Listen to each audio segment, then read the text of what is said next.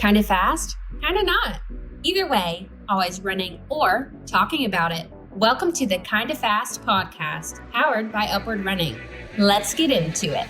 Hello, and welcome to another episode of the Kind of Fast podcast, the show where we talk about running, real life, and everything in between. You might notice that we are back in our home studio today, which means we're both feeling better. Yep, after a week of being off and sick and, on the mend, I think we're both back and running and ready to hit the ground running here in this episode. And that pun was fully intended. And since we're both feeling better, you guys better buckle up because we are both going full speed this morning. So I'm glad to give back the host seat this week. So take us away. Where are we going today? What are we talking about? I do have to thank you. You did a really great job last week because I was not feeling best. So everybody clap for Travis. That was a great job. Thank you. But I'm back as your host. I am sorry, I think. Well, we've got a packed episode for you guys today. We have a listener and maybe an employee who submitted a what does that even mean? So super excited about that. We're also going to talk a lot about shoes. Travis just bought 2 more pair. It's my favorite thing. It's my favorite thing about running. We're going to talk about running news, which is one of my favorite segments. Someone ran a 10K in jeans and actually blew it out of the water. And we are going to play a brand new game with Travis and all of you guys called Mad Gab Runners Edition. It's going to be a great time. And the main topic today, we're going to talk about the great shoe debate of whether, you should have one pair of shoes or what type of shoes that should be or multiples. That one's going to be fun to kind of break down a little bit deeper in our main topic. Yep. So whether you are out on a run, stuck in traffic, or just here for the laughs, we're glad you're here. Let's get into it. It's going to be a fun one. Okay. It's time for a segment called What Does That Even Mean? And I need to do a drum roll because last week I didn't have a table to do a drum roll. So there's the famous drum roll. This one comes from a listener, also an employee, but it still counts. Shout out to Joel for sending in this one. So Joel works on my team. He's our lead market research person. He also helps out with the curriculum department and design department, kind of leading that group. He is not a runner, but he is a listener of the podcast. He's said some nice words about it. And so his question was, I hear Claire talking about this maintenance plan thing. What is a maintenance plan? He said, I check the oil and rotate my tires on my car. Is that what a maintenance plan is for a runner? Tell me what that means. I actually love this question because the car analogy is incredibly spot on. You don't wait until your car breaks down to maintenance it. Well, at least you shouldn't. Most of us don't do that, at least. So a runner's maintenance plan is essentially the same idea. So normally a maintenance plan, it's a time in your training where you're not working towards a specific goal. And so for like upward running, we have our training plan segmented into 12-week segments. And so let's say that you want to run a half marathon that is 19 weeks out. That marathon is going to be on a set date. It doesn't always align with our upward running app dates, right? And so you might join one of our maintenance plans for a few weeks until you get to that 12-week mark to kind of start it out from there. So it's a time you're not really working towards peak fitness. You're just trying to keep the engine warm and keep the consistency going while you chase a goal later on down the line. Yeah, so usually this means you maintain the mileage levels that you were at in the previous training plan. So the big thing here is that you still have your polarized training. You still have your easy days, some shorter days, longer days, and a day for a workout in the week as well. So keeping up with your strength training and cross training is also important here. It's essentially just, a maintenance plan. Yeah, and and we talked about it last week. Consistency is key. It's one of our Mm. core principles for upward running. And so, with consistency is where you're going to get the big gains over time. And so, just because you don't have a big goal on the calendar, or just because that goal is further out than maybe our plans are going to take you specifically, then still getting in those runs on a weekly basis very important. And they shouldn't all just be the same type runs. You shouldn't just be going out there and doing all easy runs all the time. These plans are going to give you the ability to have shorter runs, longer runs, faster runs, easy recovery runs. Our maintenance plan has one workout in it per week. A lot of our other, more formalized training will have two. And so it does scale it back some, but still gets you the stimulus of different types of runs that is going to continue to help you grow within the sport. And once you do start that next training plan, you'll be at a better place because of it. Yeah, I actually just wrapped up the upward running maintenance plan for about 40 miles a week. Now, we don't just have the 40 miles a week training plan. We have a 20, a 30, a 40. So there's multiple options in our app that listeners can choose from. But from a faith perspective, I think of a maintenance plan kind of like spiritual disciplines. We don't just pray or read scripture when there's a big race in life. At least we shouldn't. We try to do this a little bit every day and spend more time in the word and just keeping up with our maintenance plan from a biblical perspective. So It I think, is, yeah, it is something that if you're only uh, diving into the word or really working on your prayer life when you're going through struggles and tough times, then you're missing a lot of that relationship with God that you can have and should be working towards at all times. And so I think that's what you're talking about there. yep, exactly what I'm talking about. So thank you, Joel. Shout out for sending that in. I much appreciate it. And if any other listeners have a term that you want us to break down in Travis and Claire style, send it in. We actually have a feedback option on www.upwardrunning.com/kindofast that is new and updated. So check us out there. Okay, it's time for one of my absolute favorite parts of the show. I think this is my new favorite segment, which is the running news. This is where we bring you wild, weird, funky news pertaining to running to the podcast. So I think it's time to let our listeners in on a little something that you and Coach Dean have been cooking up. Yep. So Dean is he loves the professional runners. I don't know. The Upward Running podcast last week had a bonus episode where he broke down the U.S.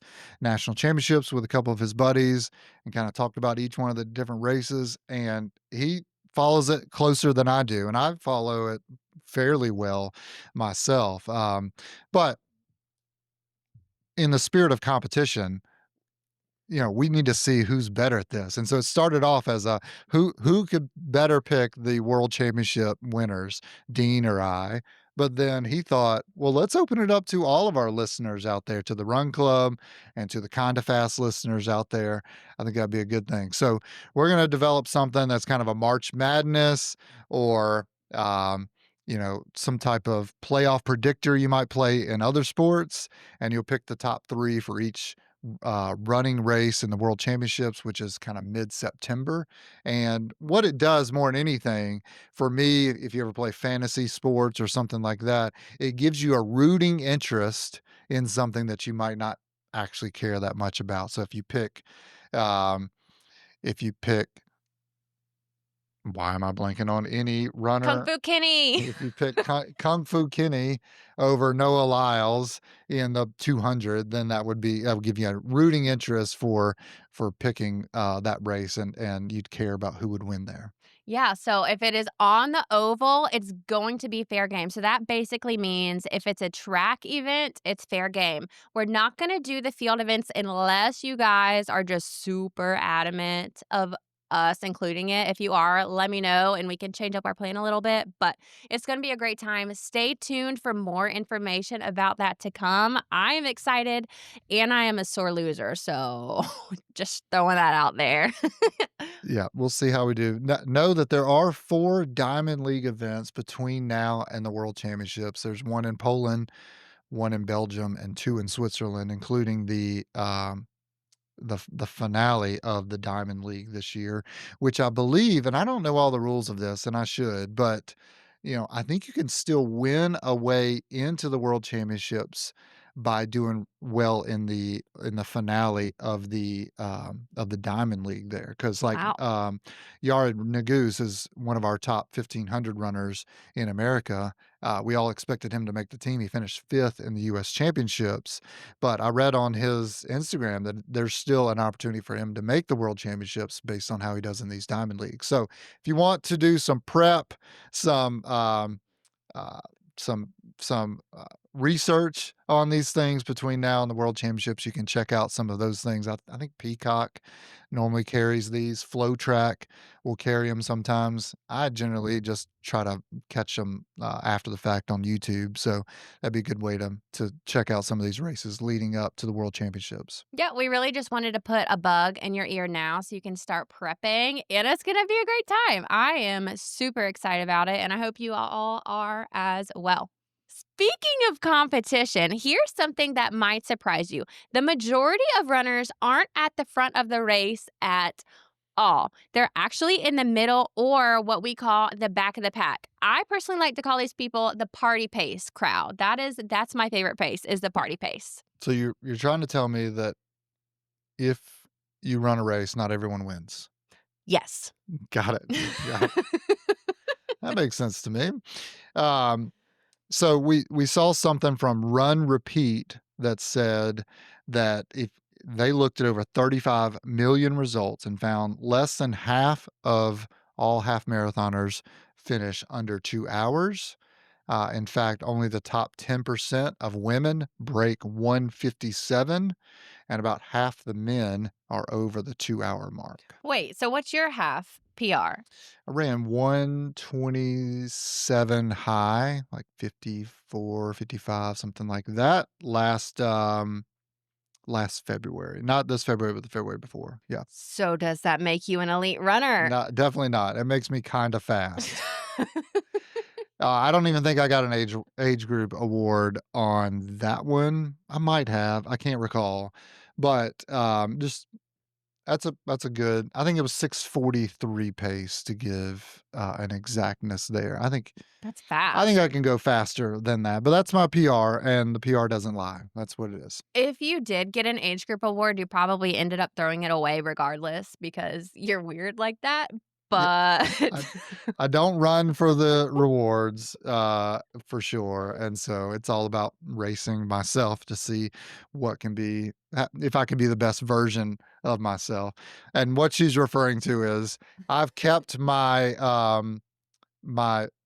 medals from the marathons I've completed, but anything else either just goes to my daughter to have or in a drawer in the house, or it just gets tossed. That's just not something that's ever been important for me to keep. crazy. Well, you are 100% not back of the pack. But speaking of back of the pack, it's pretty much its own community. There's literally a podcast called Back of the Pack Podcast for these runners, which is super cool because it just goes to show that this sport is for literally everybody. Everybody. Yeah, and we talk about being kind of fast or going for age group awards or whatever, but the great thing about this sport is um it is a competition with yourself. Like, can you be the best version of yourself? Can you achieve things that you've never done before? Can you set a goal and go get it?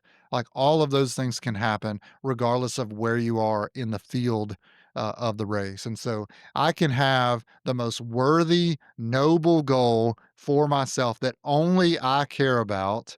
And the people in front of me don't care. And the people behind me don't care, but it means a ton to me, and I think that's the great thing about this sport. That's why, you can stay engaged. If it was all about winning races, well, one person would get the accolades and everyone else would be disappointed, but it's not just about that. It's about, figuring out how you can be the best you can, and everyone can come away with a win in that sense. Right. So, bottom line, top of the pack, back of the pack, in the middle, it doesn't matter. You belong on that starting line, no matter what your pace is. What other news you got for us this week? Okay, for the "You Can't Make This Up" headline, let's talk about a week ago in Berlin, there was a runner. His name was Dom Straw. And you know that I struggle with names, so just bear with me on that one there. He ran a 10K in 37 minutes and 38 seconds while in blue jeans.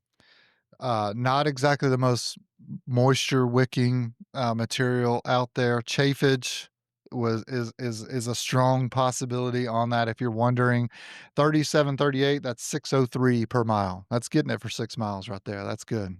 And if a jeans PR happens, you guys heard it here first. We'll put it on a segment. What does that even mean? But you'll already know what we're talking about. So that is insane. I have never run in jeans before, ever. I can't say that I have either. And why would you? There is actually a blue jean mile at a local high school, Dorman High School in Mhm. Spartanburg, South Carolina. So apparently it's more of a thing than we thought. But those are jorts generally. Those are not full jeans. You sent me a picture of this guy. He was in full jeans for this race. Yep. But speaking of races, actually, how about a marathon that is 4,300 feet underground in total complete darkness?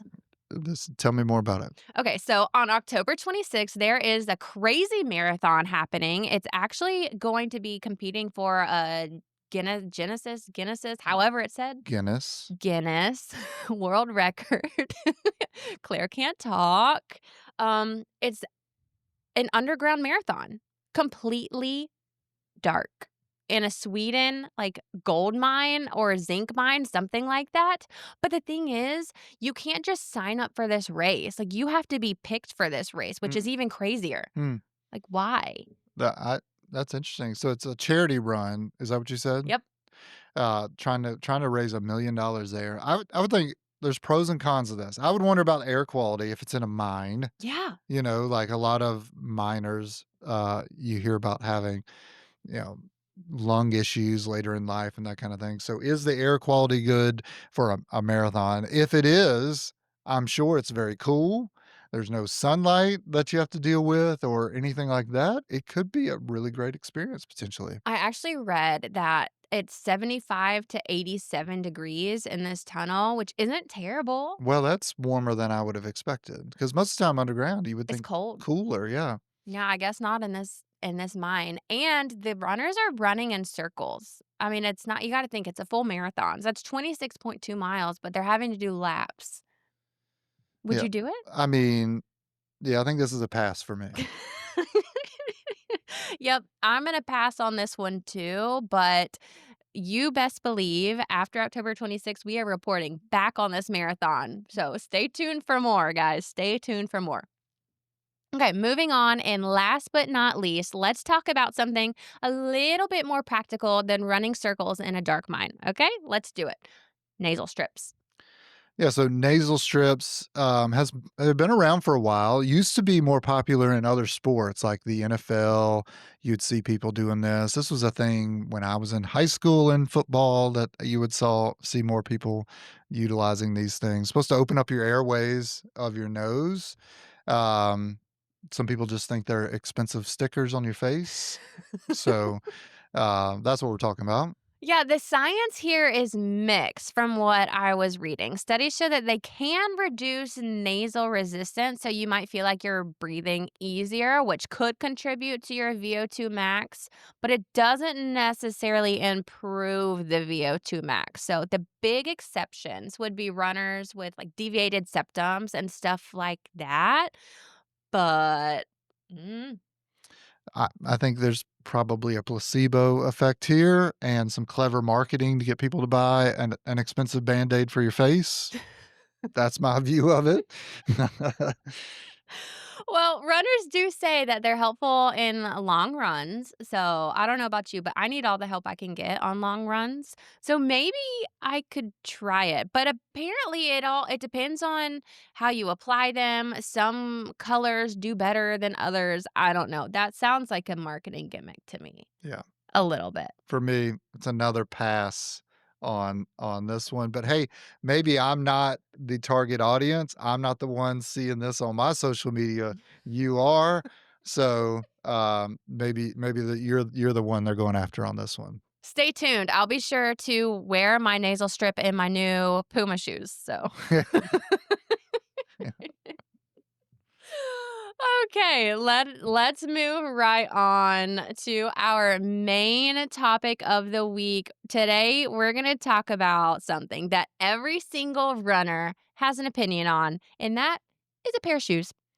They say this is a cheap sport, but then you go and you start buying shoes, and this is the one thing that my wife gives me a hard time about because, there's always a new pair showing up somewhere, she says. So, my daughter says I have more shoes than her, but hey, this is the fun part of running. It is the fun part of running, and they come in so many colors and styles and cushions. You could spend hours at a running shoe store alone just looking at them, and they smell really good. New shoes smell good.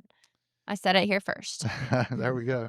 So, a new study we saw followed 264 runners for 5 months, and they found that those people who rotated shoes with at least two pair had a 39% lower risk of injury compared to those who ran in the same pair every single day.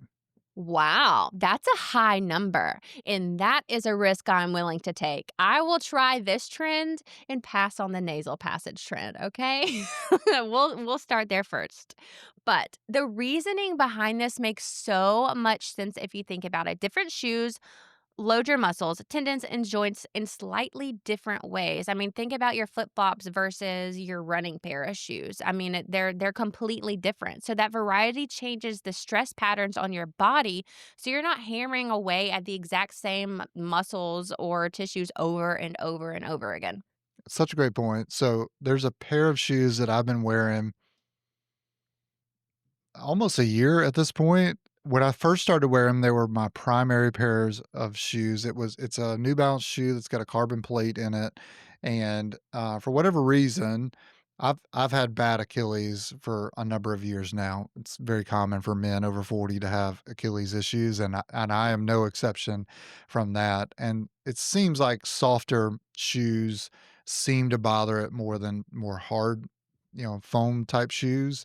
And so this pair, within 30, 40 miles of running in them, I could tell was bothering my Achilles a little bit. And so what I've done is I took a break until that kind of went away, but then I reintroduced them on a one run a week basis, and I think my theory is that it's helping to strengthen my Achilles in that once a week while not pushing me over the edge to like have some type of injury of the Achilles each week. But that once a week type deal, it's a way to load that Achilles a little bit more, while not doing too much damage to it. So I definitely think there's a way that you can improve by different types of shoes that you wear.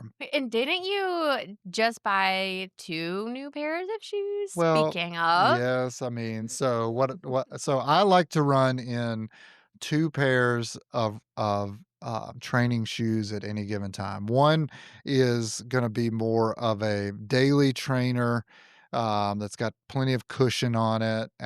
It's on the heavier side of running shoes, so, like, my favorites would be, like, the Brooks Ghost or the New Balance 1080 or a Saucony Ride. Those are, like, in that vein of shoes. That's, like, my primary 60% of my miles each week probably in that type of shoe, and then I want something else I can use on a tempo run like we talked about last week or a track workout day that's a little bit lighter shoe that I'm using once or twice a week in those faster runs, and then you gotta have a race day shoe as well. Now, sometimes I've got more than that in the rotation, but in an ideal world, That's what I'm looking at. I'm looking at 3 pairs of shoes in my rotation at any given time, and then what I like to do, and this is what my wife probably gives me the hardest time about, is when I know that I'm gonna be buying shoes about a month out, I'll buy the new pair of trainers and wear them just around work for a month while they're nice and clean, and then introduce them as a running shoe. And then so I've always got a new pair coming into the rotation as my fun wear to work shoe, while I've got 2 pair in the running rotation. And once you start that, they're gone. They're too dirty to wear any other time. So that is why you came by our desk yesterday in your fancy new running shoes, isn't it? That's right. In September, those will be training shoes and never to be seen again. But for now, they're clean and white and pretty, and I love them. They are. They are. You should show us. No chance of that. Okay, now serious. Let's get serious again. How many pairs of shoes do I actually need to train in? So, Jeff Dengate from Runner's World has what he calls the N plus one rule, the number of shoes you own now plus one more. And at the very least, 2 pair of good trainers that are slightly different in design and feel. And if you race, just like Travis was saying, you can add in the race day shoe. But is this really necessary? Well, we should say, Runner's World puts out a magazine each year that talks about all the new different running shoes, and they have the best running shoe of the year. And so it might be financially a good thing for them to push more running shoes on you.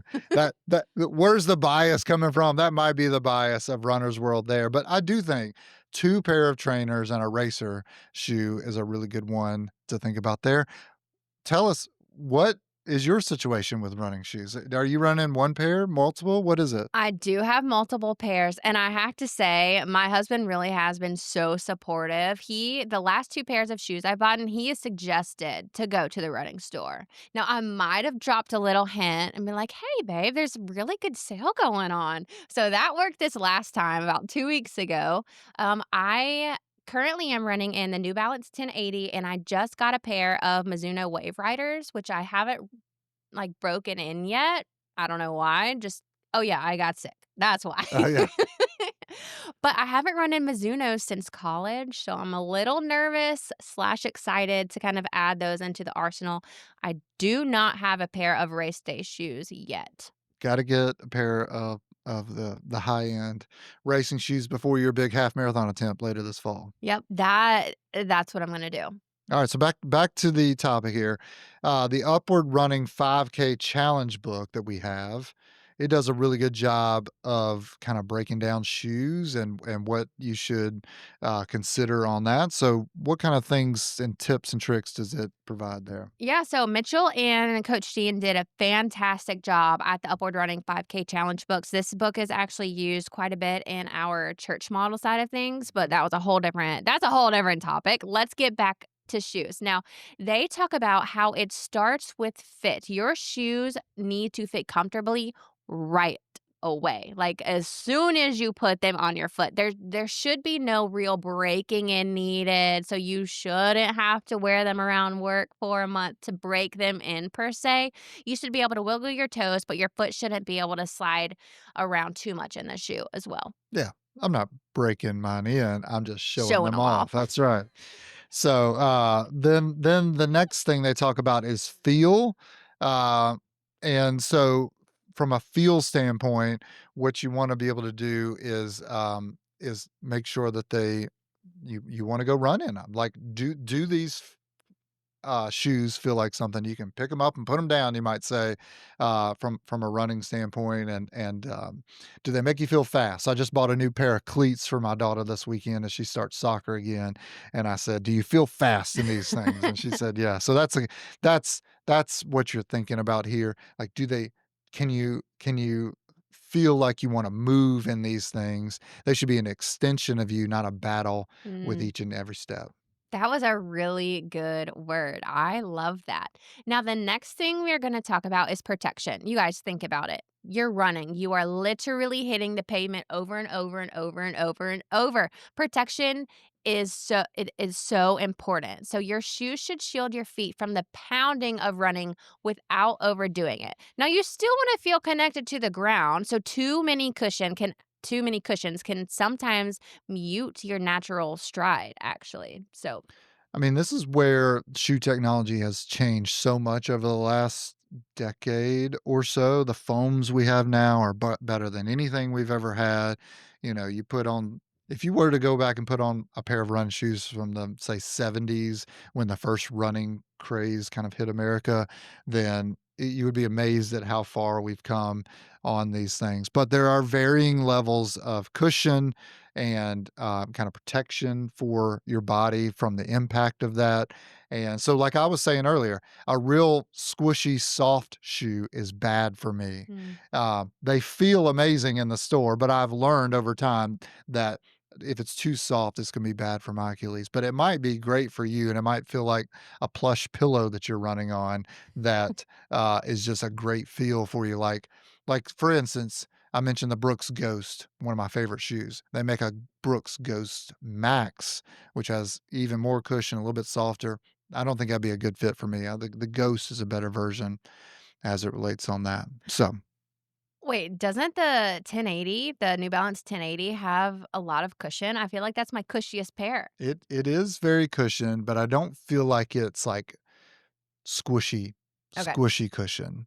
Like an Asics Nova Blast is one I've had in the past. I mean, one of the best feeling shoes I've ever put on my foot, but bothered my Achilles and had to put them up after a Mm. while, just a little bit too soft for me. So it took time to figure that out. But now that I've identified it, I know what to look for. So, since we're kind of talking about cushioning and stuff, can you break down for us the anatomy of a shoe like our challenge book does? Yeah, so you've got midsoles.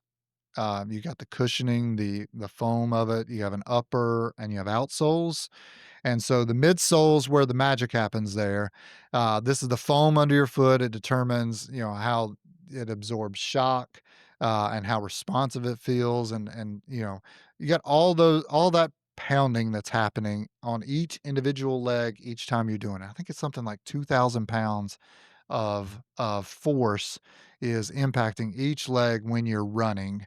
And so that's taking all of that, it's absorbing all of that Mm, impact as you do it. The upper is what you see where the laces are and what keeps your foot in the shoe. There's lots of different materials used on those type of things, and they can have varying weights and feel to it. Some people who might need a larger toe box, they need more of a sock type feel to it. Others are going to be more rigid, and so that's a feel type thing on it. A lot of times when they move from, say, one version to another, they're changing mostly the upper on it more so than the cushioning or what's below it. And so you just got to check to see if that's something that you like. And then the outsole, that's your bottom layer. That's a rubber that's on the bottom generally. That's where, you most of these shoes are good enough to last, 300 to 500 type miles on your feet, but some shoe brands do better than others. Like the ones I just bought was an Adidas pair. They literally use Continental like tire rubber on the bottom of theirs. Other shoes have connections with other, rubber people out there. All things to consider. For me, you there's certain brands that I know wear a little bit better than other on the outsole. The outsole doesn't matter that much in the end. The most important part is that foam that's there within the shoe. Another important aspect of a shoe that I have personally found is that I need to size up at least a half size so my toes have room, so I do not lose toenails again. I think you just had an experience with this too. Yeah, my racers that I had, and no way to know it. My big toe just took a pounding, ended up losing my big toenail after my Houston marathon, just because your feet swell in that long of a race. And so I could have done, a 15-mile training run to test these shoes out, and I wouldn't have known it. But man, the last 6 miles of that race was tough on the foot. And so one of the pairs of shoes I bought this weekend was a new pair of racers, same pair exactly as I already have, but a half size larger, so I'll be ready for the marathon, this October. Okay, what are you gonna do with the old pair? I'll use them like I'm running a race this weekend, so I'll Okay, run shorter races in them, just okay. not a marathon. All right, now you guys, we got to get a little bit technical. We're going to talk about pronation, neutral, overpronation, and underpronation. And the book covers how your foot rolls when it hits the ground and why that can influence your shoe choice. To be extremely transparent, I had no idea what pronation, underpronation, blah, blah, blah. I did not know what that was at all. So we're going to break it down for you. Yeah, once you can identify this, you'll be walking through Universal Studios like I was a couple weeks ago, and you'll just watch people walking, and you can see people's foot kind of naturally rotate in or out or even. And so you can see it. And that's what, when they say to go to a running store and have them fit you for the right type of shoe, ultimately what they're looking for more than anything is what type of pronation do you do with your shoes and your natural running form. So give us the definitions of those exactly. Yeah, first up, we have neutral pronation. This is when your foot lands on the outside of your heel and rolls slightly inward to absorb the shock. It's kind of like the Goldilocks of running form, not too much and not too little. Sorry guys. Awkward silence. The next one we have is overpronation. This is when your foot rolls inward too much after it lands. That extra roll can put more stress on your knees and ankles over time. So people with flat feet often struggle with this, but not always.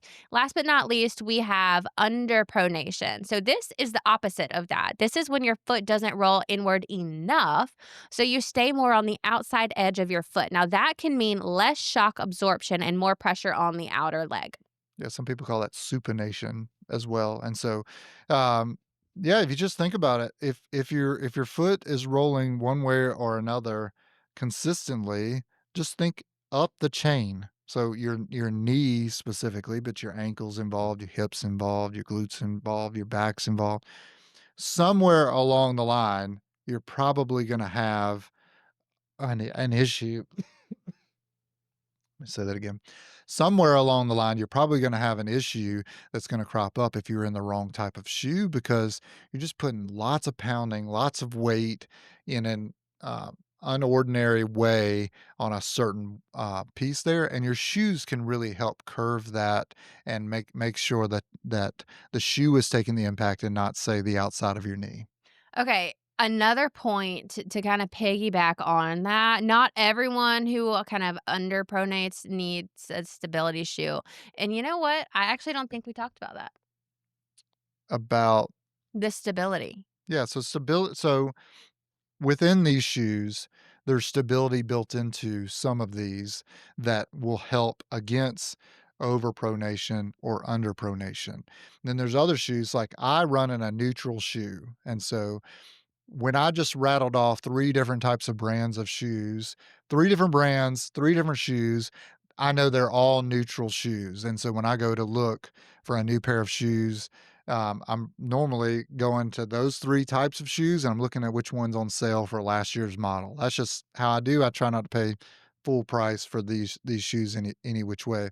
And so that's where I think going to a running store the first time and having them kind of look and tell you, all right, I think you need a neutral shoe or a shoe that's going to help with pronation or underpronation is the way to go. From there, go support your local running store. I think that's a great thing. But if you don't want to, and you want to buy it online and look for a shoe that is a good price or something that you're looking for specifically, you can use the information that you got from that running store to make sure you're getting in the right shoe moving forward. So if you're an overpronation shoe and you're looking it up online, it'll tell you this is a stability shoe to help with overpronation, and it'll be within the description there, and that's just going to help you avoid injury in the future if you're in the right type of shoe. Didn't you just have, or at some point in your life, a super fancy like running gait analysis done?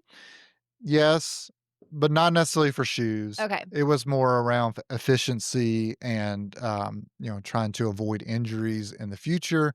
Wasn't necessarily around the way I landed. I have a very neutral that the way that I land is not my problem. My my problem is I extend a little bit too long in the back kick of my foot, which puts extra pressure on my Achilles and keeps me from driving my knee up further, and I'm not quite as fast because of it as well. That's what the gait analysis would say there. So, um, expensive way to try to figure out a way to avoid injuries, but I was trying anything at that point. We're going to have to talk about that more in depth on a future episode. So stay tuned if you want to know more about that. Okay, guys. So if you're still listening and thinking, I have no earthly idea what my feet are doing, you are not alone. But figuring it out can help you pick shoes that keep you comfortable and maybe even prevent injuries. And look out to experts like these people at these running specific stores are there to help you out and get you in the right shoe. They want to sell you a shoe, no doubt about it, but they want to sell you the right type of shoe and give you the right advice on that. So I would encourage everyone to check that out. Yeah, and if you are an Upward Running member, we have in our app a national social group. You could honestly record yourself running and upload it and say, "Hey, what what are my feet doing? Am I overpronating?" So it's worth a shot. I mean, we talked about it last week. There's not another place out there where you can get someone like Dean and his experience at multiple levels of running to interact with you directly, either on a Thursday Night Live or on the social boards, or he'll give you his email address and interact with you directly if you want to, and he'll get you in the right shoe or the right advice for whatever might come up if you're a part of the group. Real quick before we end this section, we're going to talk about a few myths that the 5K challenge book goes over. We're not going to hit every single one of them, but let's go over the top 3. Myth number 1, shoes are made for specific body sizes. Nope. They are made for different feet, not different bodies. Travis, you want to hit us with myth number 2? Myth number two would be the more expensive the shoe, the better. This is also not true. The best shoe is the one that works for you, and that can be anywhere from you know $70 to my new racing shoes were quite a bit more than that. So I will say that most brands are gonna put more your more expensive shoe is gonna be the ones that has more technology built into it or is the ones that the professionals are gonna run in. So it can be a guide, but if you find a shoe I think Dean talks about running in the, Saucony Kinvara a ton, like over and over and over. That's not an overly expensive shoe, but it works for him, and so he continues to go back to it. That makes sense. All right, last myth we're going to talk about, myth number 3. You can pick the right shoe by looking at the wear pattern on your old shoes. That's only part of the picture here, though. Your running form, current mileage, and your goals matter. Now, goals. Let's talk about our goals. So, the book also reminds us that your shoe choice does depend on your goal. I mean, are you looking to finish your first 5K? Are you looking to PR in the half marathon? Are you looking to Boston qualify? All that does matter when you are going to look into your shoes. Yeah, there's different shoes, like I mentioned. If you are just getting started, you just need a daily trainer with good cushioning and you're gonna be good to go. But if you're putting in 40 plus miles or it doesn't even have to be that much. That's a arbitrary number. But if you're training for something specific and you can get to this rotation that we were talking about earlier, that would be great. And if those shoes were slightly different, so that you're getting different stimulus from each one, I think that would be a good way of looking at it as well. Awesome. All right. Well, we are almost done with our shoe section, One but one thing I think we need to talk about is mileage if we're talking about shoes oh, yeah. and tracking that. So, I think that, some of these apps do a great job of tracking mileage. I track all of mine in Garmin, so it just automatically assigns, the mileage that I ran to a shoe, and I track that. For me, a little bit of a heavier runner, 200 pounds, I think it's important for me to switch out every 350 miles as a general rule of thumb of what I do as far as mileage on my shoes. When I was in college and I weighed significantly less, I was pushing 500 plus on those and having no problems on that. So you got to find what the sweet spot is for you and how much you're willing to spend on shoes and that kind of thing. But I think tracking them would be important. Garmin, you can track them. Strava, I know you can track them. The running journal, the Win Today journal that we have out there, there's ability to track your running shoes mileage in there. But paying attention to how many miles you have on there and then swapping them out at a consistent place before they lead to an injury, I think is very important on running shoes and something to consider. Yeah, that is a great point. And it's not just about injury prevention. The right shoe can make running more enjoyable, which means you're more than likely to stick with it and run for longer. So when your feet are happy, the rest of your body usually follows suit. Good deal. What's next for us? Okay. We are going to play a new game. I actually just played a very similar version of this game online with one of my friends, Kara. It is going to be Mad Gab Running Edition. So I've got note cards here, and I'm going to give you a few running terms. You're going to have to read it out loud, exactly what it says on this card, and guess. And I'll count you down 10 seconds and guess what it actually says. Now, here's the deal. I'm actually going to put some more of these phrases on upwardrunning.com/kindofast so you guys can play too. And right now you can just join in as well. So Travis, hit us with the first one. I've never played this game at Have you all. not? Oh I my have no gosh. idea what this is. And so this says sock in knee, Knee, end, door, fin. And so what do you want me to You do? got to guess what it says. It says a real running term that we probably went over today. I'm just throwing that out there. So say it a little bit faster. Sock in knee, endorphin. Saucony endorphin. Yeah, you got It's it. a shoe, yes. Which I've had the Saucony endorphin speeds and the pros before. Yes. Okay, next one. The words are aid, eat, verse, boss, and 10. Uh, All right, so that's us. Yep, Okay. sorry. Adidas, Boston. Adidas, Boston, the newest pair of shoes I just bought. Yes, good job. Yes, I see it. Okay, you're getting it. You're getting it. Here's the next one.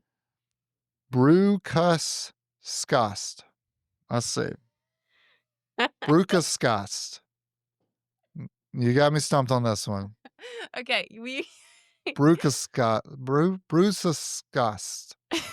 yeah, that's it. How do I don't hear it. You like this thing. You wear them sometimes. It's one of your shoes. Brooks, ghost. Yeah. Okay. Yeah. I got you stumped on that one. I don't see that one. Okay, we got three more. Can Duff ask podcast? Can Duff ask podcast? Kind of fast podcast. I'm crying. This is just here designed to make me look like an I'm absolute crying. idiot. That's what we're doing here. Maintenance plan. Nailed it. You didn't even read it. You got to Maintenance give the plan. listener something. Okay, last one.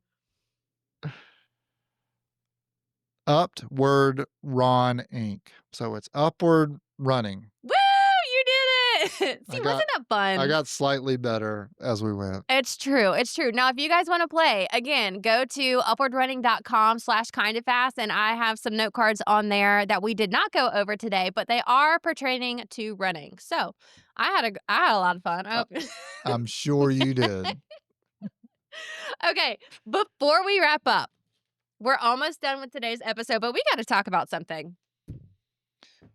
Episode 4, we Yep. talked about Courtney Dauwalter, and I mentioned that I buy something with her name on it, and really, I was looking for an electrolyte mix 2 summers ago that would just give me the electrolytes that I needed during the heavy sweating season of the South Carolina summers, and I found this. This is the Dauwaltermelon flavor of Tailwind there, and I think it's great. I just finished off another pack myself. Yeah, it got me thinking, why should Travis be the only one to try the Dauwaltermelon flavor of Tailwind? So we're going to do a giveaway.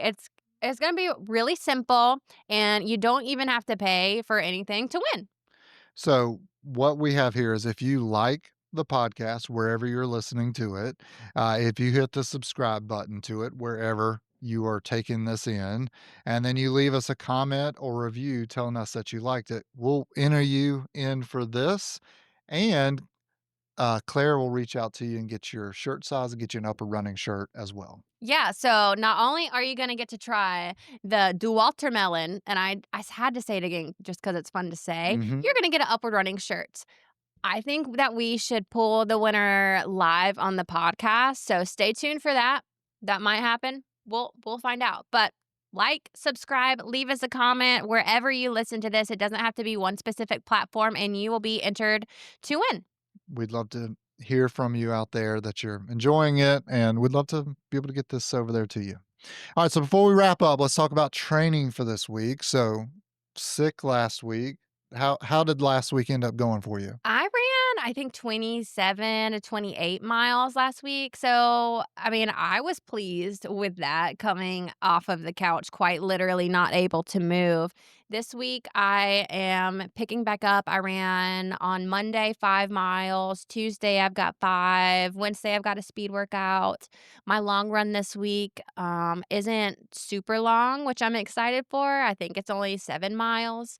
So I'm gearing up for this half And marathon. are you in the actual half marathon training at this point? So I thought I was, but I don't kick off until I think it's this coming Monday because I changed up my plan. I went from the upward running intermediate plan to the upward running advanced plan. Get it.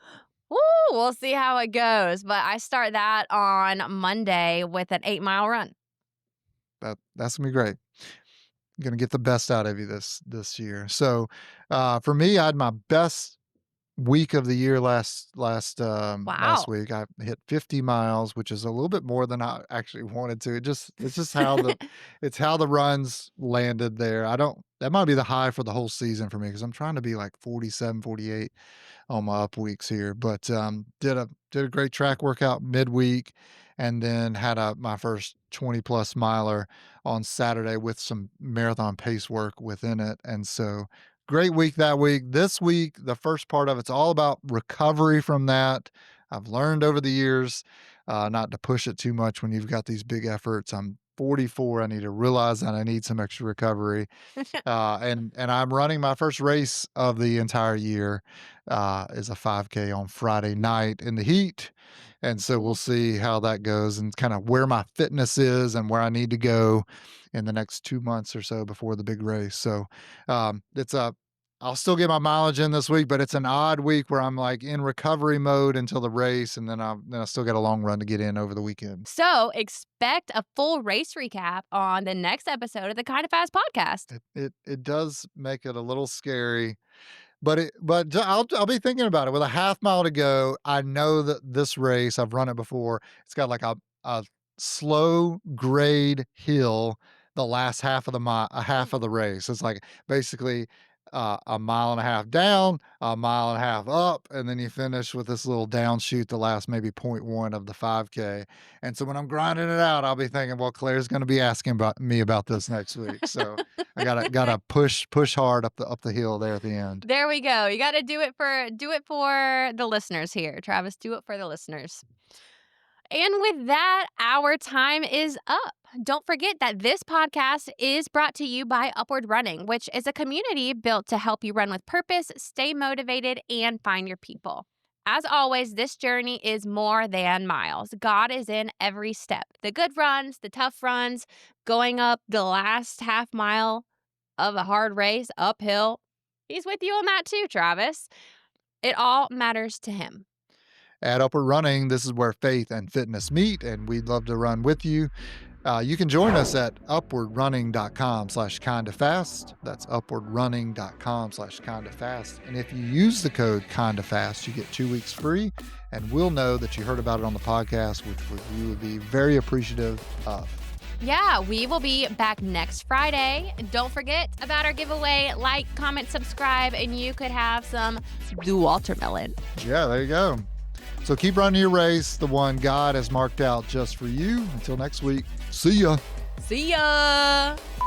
We're both feeling better, and I already said that, so that's going to be cut. We'll just start. Start over. Awkward pause. Dauwaltermelon.